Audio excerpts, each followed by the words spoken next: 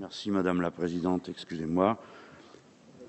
Monsieur le Ministre, mes collègues, c'est une circonstance assez particulière qui va nous permettre de nous exprimer, non pour nous contredire, mais pour nous compléter.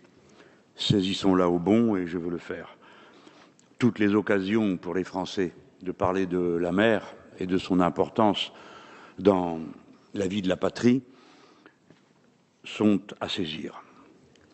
On a dit l'importance que le territoire maritime avait pour les Français.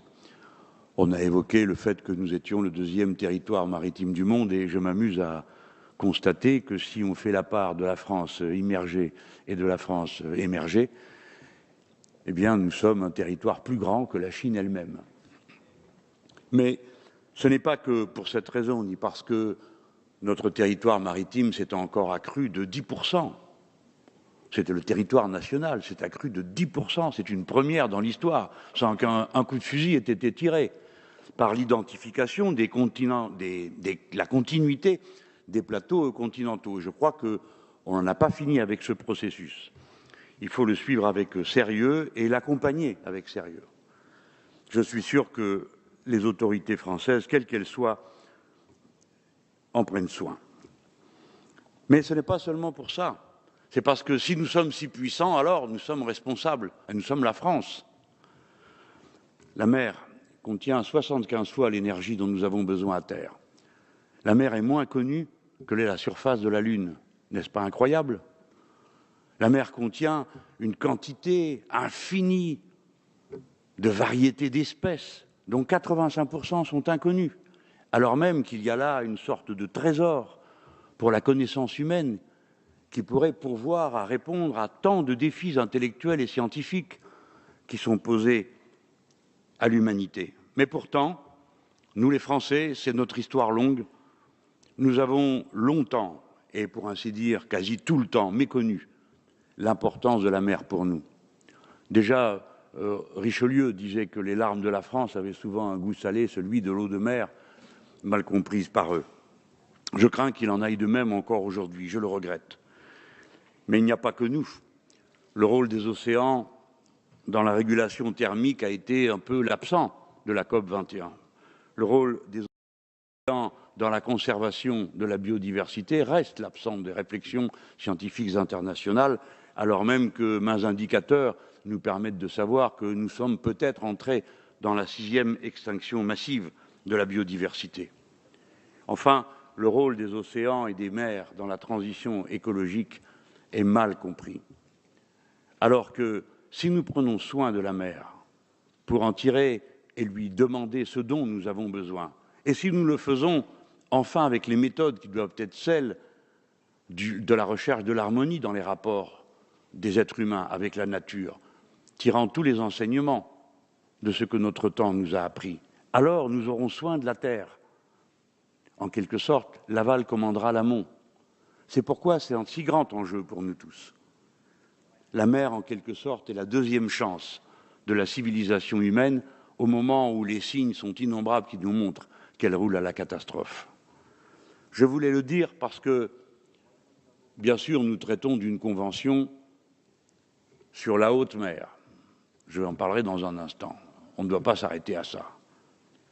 Mais notre responsabilité doit être évoquée dans tous ses aspects. Alors, le texte de cette convention nous amène à réfléchir.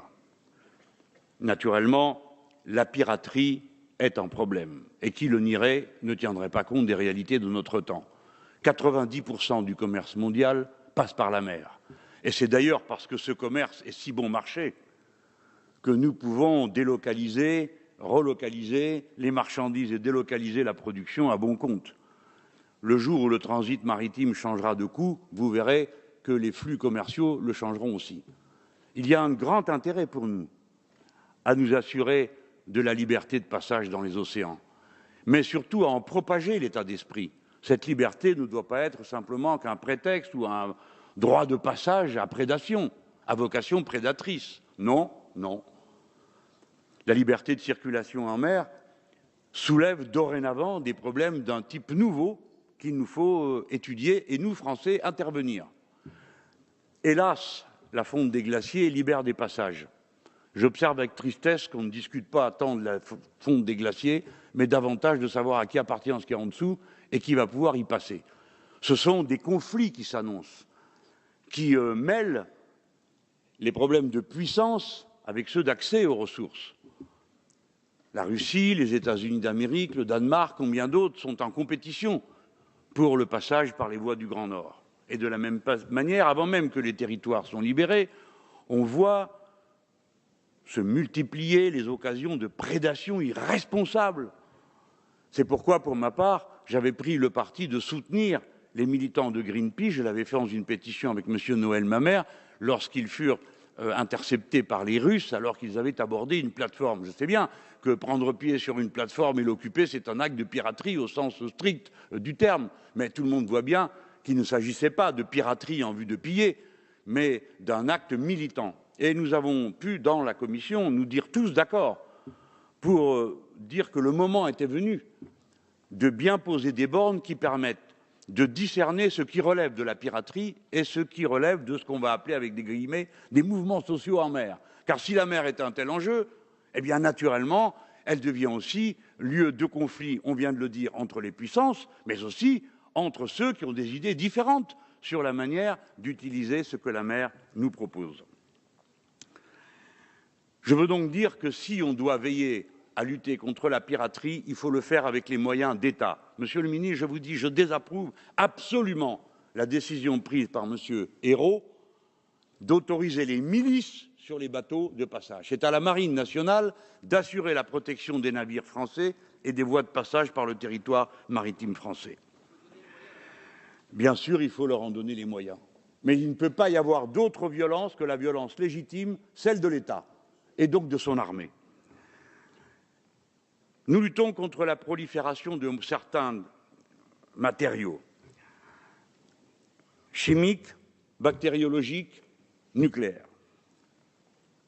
Sur la chimie, je déplore que 20 ans après qu'on ait signé l'accord de Paris, certaines grandes nations comme les États-Unis ou la Russie n'aient toujours pas démantelé leurs arsenaux.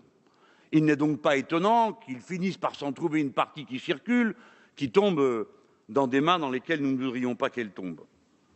De la même manière, il n'est pas acceptable, à propos des déchets nucléaires, qu'on continue à autoriser ou à pratiquer le déversement en mer de déchets qui ont à voir avec la pollution de la radioactivité. Un rapport de l'Union européenne établissait que les déversements en mer opérés par les centrales nucléaires européennes équivalaient à un accident nucléaire majeur par an. Non, ce n'est pas acceptable. Et il n'est pas acceptable non plus que lorsque les vaisseaux qui transportent les matériaux à jeter en mer sont arraisonnés par des militants politiques comme ceux de Greenpeace, il leur soit répondu en leur jetant les tonneaux sur leurs embarcations. J'achève.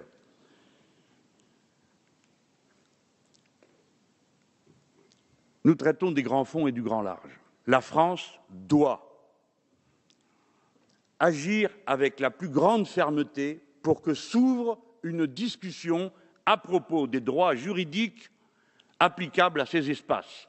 Aujourd'hui, c'est la res nullus, ou presque. Comme c'est à personne, personne ne s'en soucie, ni n'a le droit d'y intervenir. Le monde est ainsi fait puisqu'il se resserre, puisque la population est toujours plus nombreuse, puisque 8 des grandes métropoles mondiales sont sur les bords de la mer, puisque 50% de la population mondiale vit au bord de la mer. Alors tout ce qui concerne la mer doit relever de la régulation internationale. Et c'est à l'ONU de s'avancer.